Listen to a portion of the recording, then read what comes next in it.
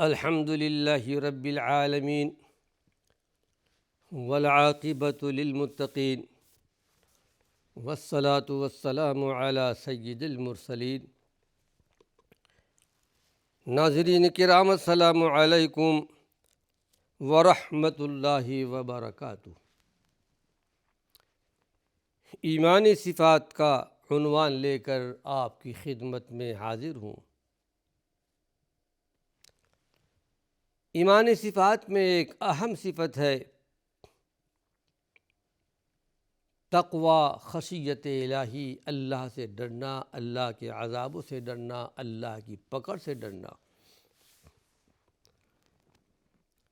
کہ ہم اس دنیا میں جو کچھ بھی کر رہے ہیں ہم آزاد نہیں ہیں۔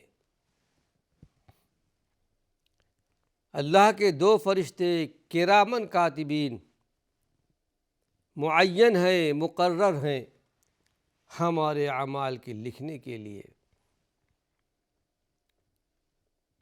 جب تک اس کی زندگی ہے دو فرشتے اس کے ساتھ لگے ہوئے ہیں۔ نیکیاں کرنے والا ہو، برائیاں کرنے والا ہو، سب کچھ نوٹ ہو رہا ہے۔ ان رسلنا یکتبون ما یمکرون، تم جو بھی کرتے ہو یا لوگ جو بھی کرتے ہیں ہمارے رسول یعنی فرشتے اسے لکھ رہے ہیں۔ اور پھر ایک بندے مومنہ عورت اللہ کا خوف رکھتے ہیں کہ مجھے اللہ رب العالمین کی جناب میں جب کہ دوبارہ میں پیدا کیا جاؤں گا، اپنے قبر سے اٹھوں گا، قیامت کا میدان ہوگا، مجھ سے حساب لیا جائے گا۔ تو حقیقت میں ایمان کے بعد زندگی کی، انسان کی زندگی کو سنوارنے اور کامیابی کے مقام تک پہنچانے میں سب سے بڑا دخل ہے خشیت الہی کا، اللہ کا خوف، آخرت کا خوف۔ سورہ الرحمن کے اندر یہ آیت آپ کو ملے گی، وَلِمَنْ خَافَ مَقَامَ رَبِّهِ جَنَّتَانِ، جو اللہ کے پاس کھڑے ہونے سے ڈر جائے، اس کو اس بات کا احساس ہو کہ وہ پروردگار عالم براہ راست مجھ سے سوال کرے گا، پوچھے گا، بندے بندی بتا میرے پاس کیا لے کر آئے ہو؟ ہم نے دنیا میں تم کو تمہارا وجود بخشا، عزت دی، جوانی دی، بیوی بچے دیے، سب کچھ، بتاؤ اس کے صلے میں کیا لے کر آئے ہو؟ اللہ کے پاس کھڑے ہونے سے ڈر جائے کہ مجھے کیا جواب دینا ہے، اللہ کو کیا میں جواب دے پاؤں گا۔ اور پھر نیکیوں پر آتا ہے تو پروردگار عالم کا وعدہ، اللہ سچا، اللہ کے وعدے سچے، جنتان، اس کے لیے دو جنتیں ہیں، ایک سونے کی جنت اور ایک چاندی کی جنت۔ تو حقیقت میں اللہ کے رسول صلی اللہ علیہ وسلم نے اپنی امت میں یہ دو چیزیں پیدا کرنا، اللہ کا خوف، آخرت کی فکر، اور اس طرف آپ نے توجہ دلائی ہے۔ فکر آخرت کے فضائل کیا ہیں وہ آپ نے واضح کیا ہے۔ کبھی اللہ کے قہر و جلال، آخرت کی سختیاں یاد دلائیں آپ نے، تاکہ بندے مومن اللہ کے گناہوں سے بچ جائے۔ مشہور صحابی حضرت حنظلہ، غالباً آپ نے پہلے سنا ہوگا، اللہ کے پیارے پیغمبر کی خدمت میں آئے کہ اللہ کے نبی، ہم کبھی آپ کی خدمت میں ہوتے ہیں، جنت جہنم کی باتیں ہوتی ہیں، ایسا لگتا ہے کہ جنت ہمارے سامنے، جہنم ہمارے سامنے، آپ کے پاس سے چلے جاتے ہیں، بیوی بچوں میں وہ کیفیت باقی نہیں رہتی، کچھ کم ہو جاتی ہے۔ تو آپ نے ارشاد فرمایا تھا کہ اے حنظلہ، اگر ہر وقت یہی کیفیت تمہارے ساتھ رہے تو فرشتے تمہارے بستروں پر آ کر تم سے مصافحہ کریں گے، سلام کریں گے، لیکن یہ ہے کہ اسلام کے دین کے دائرے میں رہنا۔ یہ خوف صحابہ کے اندر تھا۔ آئیے کچھ حدیث آپ کے سامنے پیش کر دیتا ہوں کہ اگر مرنے کے بعد والی زندگی، جو حالات پیش آتے ہیں، قبر والی زندگی ہو، برزخ والی زندگی ہو، قیامت والی زندگی ہو، اگر ہم پر منکشف ہو جائے، ظاہر ہو جائے، اس وقت ہماری کیفیت کیا ہوگی؟ آئیے حدیث سنیے۔ ابو ہریرہ اس حدیث کے راوی ہیں کہ ابو القاسم صلی اللہ علیہ وسلم نے ارشاد فرمایا کہ والذی نفسی بیدہ، قسم ہے اس پروردگار عالم کی جس کے ہاتھ میں میری جان ہے، لو تعلمون ما اعلم لبکیتم کثیرا ولضحکتم قلیلا، اگر تم جان لو جو میں جانتا ہوں آخرت کے بارے میں، اور اللہ رب العالمین نے آپ کو دکھلایا، معراج کی رات میں اللہ نے بہت سارے چیزیں آپ کو دکھلائیں۔ راستے میں آپ نے دیکھا سودی کاروبار کرنے والے، سود کھانے والے، اور سودی میدان میں لکھنے والے، کتابت کرنے والے، حساب کتاب کرنے والے، کھانے والے، کھلانے والے، اللہ کے پیارے پیغمبر نے کو دکھایا گیا کہ ان کو سخت عذاب ہو رہا ہے، اور اللہ کے پیارے پیغمبر نے فرمایا کہ اللہ کی لعنت ہے ایسے لوگوں پر جو سودی کاروبار کرنے والے، کھلانے والے، کاتب، لکھنے والے، گواہی دینے والے، سب ایک صف میں ہے۔ بہت ساری نشانیاں اللہ نے آپ کو دکھلائیں، اور اسی طرح دوسری برائیاں کرنے والے، آپ نے ارشاد فرمایا کہ اللہ تعلمون ما اعلم، آخرت کے بارے میں جو مجھے بتایا گیا ہے، کیونکہ آپ نے جنت کی بھی سیر کی ہے شب معراج میں، جہنم کو بھی آپ نے دیکھا ہے، کہا اگر تم جان لو کہ وَلَبَكَيْتُمْ كَثِيرًا، تو بہت زیادہ رونے لگ جاؤ، وَلَضَحِكْتُمْ قَلِيلًا، تمہاری زبانوں پر، چہرے پر ہنسی بہت کم آئے گی۔ اس کا مطلب یہ ہے کہ اللہ رب العالمین کی شان بے نیازی، اس کے قہر و جلال، اور قیامت اور آخرت کی ہولناکیاں، لرزہ خیز احوال کے متعلق آپ نے صحابہ سے کہا تھا، لیکن یہ پیغام ہمارے اور آپ کے لیے بھی ہے، یہ پیغام قیامت تک کے لیے، ہر فرد بشر کے لیے، ہر زمانے، ہر دور کے لیے، ہر مقام کے لیے، کہ اللہ نے جو کچھ مجھ پر ظاہر کیا ہے، اگر تم کو پورا علم ہو جائے اور تمہاری آنکھوں کو بھی وہ سب نظر آنے لگے جو میں دیکھتا ہوں، تمہارے کانوں بھی وہ سب ساری باتیں سننے لگے جو میں سنتا ہوں، تو تمہارا چین و سکون ختم ہو جائے گا۔ جیسا کہ ایک مرتبہ آپ نے فرمایا تھا، قبر میں عذاب ہوتا ہے، قبر میں کہ عذاب کو اگر پروردگار عالم دنیا والوں کو دکھلا دے تو کوئی زندہ نہیں رہ پائے گا۔ اللہ کے پیارے پیغمبر کبھی کبھی سنا کرتے تھے، اللہ آپ کو سنا دیتا تھا، جانور بھی سنا کرتے تھے، جیسا کہ ایک مرتبہ آپ کو بتایا گیا، یہ دو قبریں، اس میں عذاب ہو رہا ہے، ایک غیبت کرتا تھا، ایک چغلی کیا کرتا تھا۔ چغلی اور غیبت بہت بری بلا ہے، اور ایک پیشاب کے چھینٹوں سے بچتا نہیں تھا، پیشاب کرتا تھا، اس کے چھینٹے کپڑوں پر، اس کے بدن پر آتے تھے، اس لیے ہمیشہ احتیاط کرنا چاہیے کہ پیشاب کے چھینٹے کپڑے پر اور اپنے بدن پر نہ آئے۔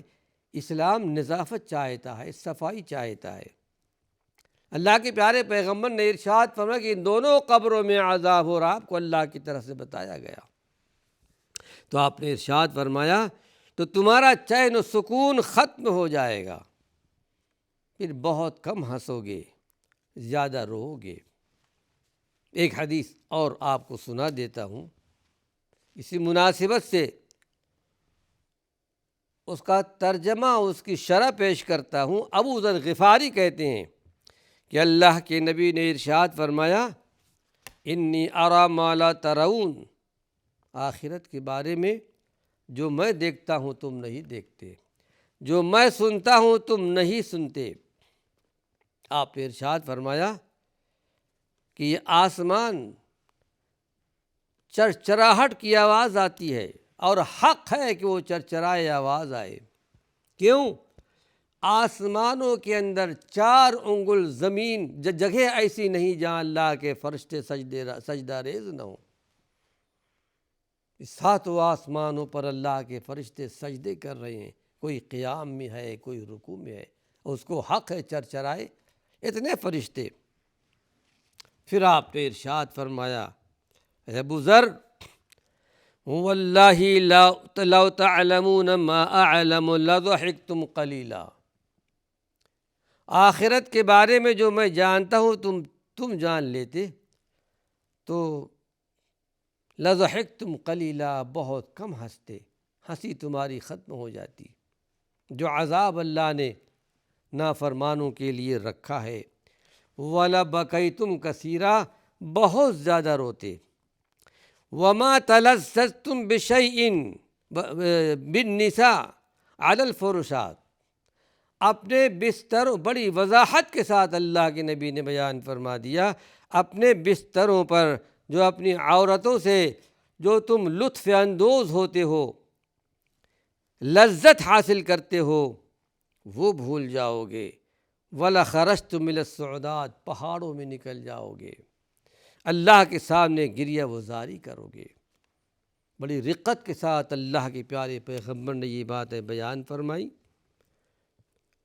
اس کے بعد حدیث شریف میں آتا، قال ابو ذر اپنی بات بیان کرتے ہیں۔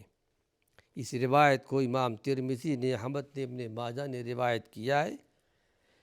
ابو ذر، یا لیتنی کنت شجرۃ تعبد، اللہ کے پیارے پیغمبر نے یہ بات بیان فرمائی تو بڑی حسرت اور افسوس کے ساتھ کہنے لگے، اے کاش، اے ابو ذر، کاش کہ تو ایک درخت ہوتا جس کو جڑ سے کاٹ دیا جاتا، پھر آخرت میں حساب کتاب کے لیے پیشی نہیں ہوتی۔